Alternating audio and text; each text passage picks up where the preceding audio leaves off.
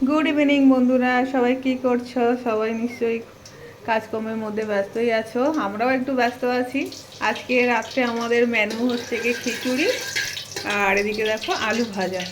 তো ভাবলাম তোমাদের সঙ্গে একটু শেয়ার করি। তো দেখো আমাদের খিচুড়ি স্টার্টিংটা দেখো। প্রথমত হাঁড়ি গরম হওয়ার পরে একটু ঘি দেওয়া হলো, এখন দেওয়া হলো তোমার শুকনো লঙ্কা, তারপর দেয়া হচ্ছে সাদা জিরা। প্রসেসটা দেখো বন্ধুরা, আমরা যেমন করে বানাই আর কি, সবাই প্রসেস তো আলাদা আলাদা, তো আমরা এমনভাবেই বানাই, আমাদেরটা একটু ফলো করো।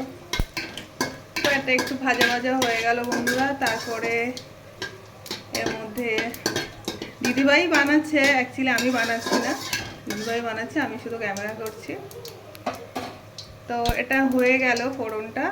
এরপরে দেয়া হচ্ছে তোমার মুগ ডাল, যেটাকে একদম ধুয়ে রেডি করে রাখা হয়েছিল, ফ্রেশ করে ভালো করে দেওয়া হয়েছে। আর এদিকে তো তোমরা দেখেছো আলু ভাজা চলছে। তো ঠিক আছে বন্ধুরা, ডালটা তো একটু ভাজতে হবে, তো তোমরা দেখতে থাকো। ডালটা একটু ভাজা হয়ে আসুক, আবার অন্যান্য সব দিতে হবে, সব কিছু দেখতে থাকো, একটু ভাজা হোক। তো বন্ধুরা তোমরা তো দেখতেই পেলে ডালটা একটু ভাজা ভাজা হওয়ার টাইম পর্যন্ত ওয়েট করছিলাম। তারপর দেয়া হলো একে একে হলুদ, আর এদিকে পড়লো আদা বাটা,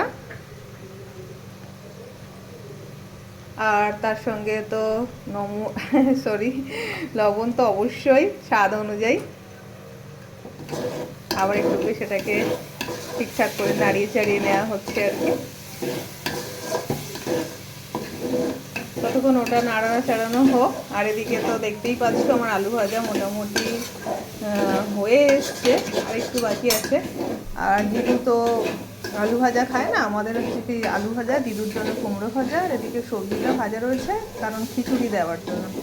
তো তারপরে দেখো মোটামুটি এটা ঠিকঠাক করে মেশানো হয়ে গেল। এরপর দিয়ে দেবে জল।